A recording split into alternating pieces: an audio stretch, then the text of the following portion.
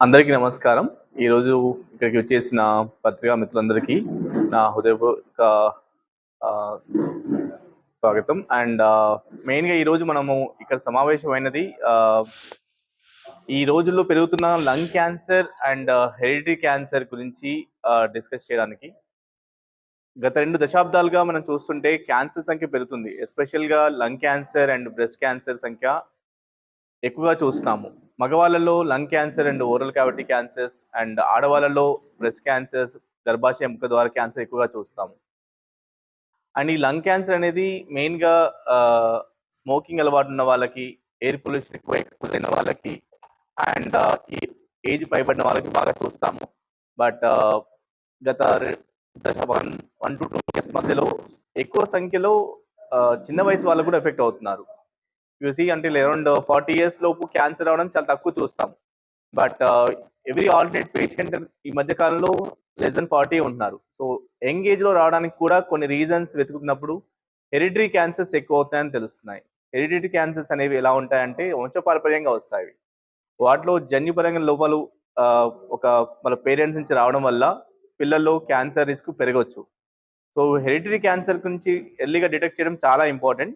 And ఈ hereditary cancer detect చేయడానికి simple blood test available వచ్చింది. ఈవెన్ మనకు ఖమ్మంలో కూడా అవైలబుల్ ఉన్నాయి. బట్ కొన్ని టెస్ట్లు అడ్వాన్స్ టెస్ట్ల కోసం హైదరాబాద్లో మన యశోద హాస్పిటల్లో చేస్తున్నాము. ఈ హెరిడిటరీ క్యాన్సర్ టెస్టింగ్ అనేది బ్లడ్ టెస్ట్ ద్వారా చేసినప్పుడు మన మదర్ ద్వారా కానీ ఫాదర్ ద్వారా ఎలాంటి జన్యుపరమైన క్యాన్సర్స్ ఏమైనా రిస్క్ ఉంటే అవి తెలుసుకోవచ్చు. అండ్ దీన్ని తెలుసుకున్న తర్వాత వాళ్ళ క్యాన్సర్ ఎఫెక్ట్ అయిన వాళ్ళ పిల్లలకు కానీ వాళ్ళ యొక్క సోదరులు కానీ సోదరులకు కానీ ఈ ఫర్దర్ క్యాన్సర్ రిస్క్ రాకుండా చేయొచ్చు. అండ్ క్యాన్సర్ డిటెక్షన్ ఎర్లీగా చేయడం వల్ల డెఫినెట్గా క్యూర్ అయితే ఉంటుంది. అండ్ స్టేజ్ 1, 2, 3లలో డిటెక్ట్ అయిన క్యాన్సర్స్ మాత్రమే మనం క్యూర్ చేయగలుగుతాం.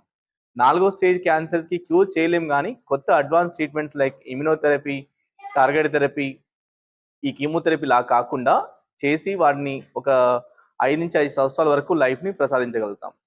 అండ్ క్యాన్సర్ ట్రీట్మెంట్ ఎంత ఇంపార్టెంట్ అంటే క్యాన్సర్ ట్రీట్మెంట్లో కీమోథెరపీ అండ్ రేడియోథెరపీ లాంటి ట్రీట్మెంట్స్తో పాటు ఈ కొత్త ట్రీట్మెంట్స్ వల్ల సైడ్ ఎఫెక్ట్స్ తక్కువగా ఉంటాయి అండ్ ప్రిసిషన్ ఎక్కువగా ఉంటుంది.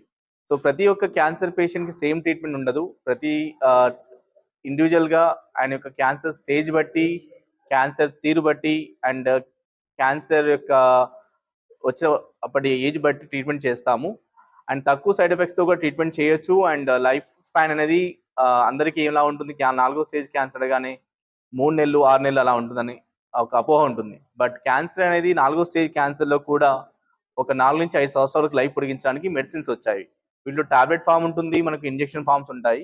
అండ్ టాబ్లెట్ ఫామ్ ఇవ్వాలా, ఇంజెక్షన్ ఫామ్ ఇవ్వాలా అనేది కూడా మనము ఎన్జిఎస్ అనే టెస్ట్ ద్వారా పరిగణించవచ్చు.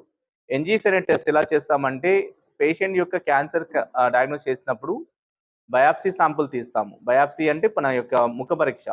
ఈ ముఖ పరీక్ష చేసిన తర్వాత కన్ఫర్మేషన్ తర్వాత అదే శాంపుల్ని ట్యూమర్ డిఎన్ఏని ఎన్జిఎస్ అనే టెస్ట్ ద్వారా డీటెయిల్గా అనలైజ్ చేసిన తర్వాత మనకు ఎలాంటి టాబ్లెట్స్ ఇస్తే ఒక పర్టికులర్ క్యాన్సర్కి ఎక్కువ లైఫ్ ఉంటుందనేది తెలుస్తుంది. సో ప్రతి ఒక్కరికి సేమ్ మ్యుటేషన్స్ ఉండకపోవచ్చు. ప్రతి ఒక్క డిఫరెంట్ లంగ్ క్యాన్సర్కి కూడా డిఫరెంట్ మ్యుటేషన్స్ ఉంటాయి. ఆ మ్యుటేషన్ తెలుసుకున్న తర్వాత టాబ్లెట్ ఫామ్లో కీమోథెరపీ లేకుండా కూడా ట్రీట్మెంట్ చేయొచ్చు. అండ్ ఎవరికైతే హెరిడిటరీ క్యాన్సర్స్ ఉంటాయో వాళ్ళకి ముందస్తుగా కౌన్సిలింగ్ ఇస్తాము. అండ్ బ్లడ్ టెస్ట్ ద్వారా కనుక్కున్న తర్వాత వాళ్ళకి ఫర్దర్గా ఫ్యూచర్ క్యాన్సర్స్ వాళ్ళ ఫ్యామిలీ రాకుండా కూడా మనం చర్యలు తీసుకోవచ్చు.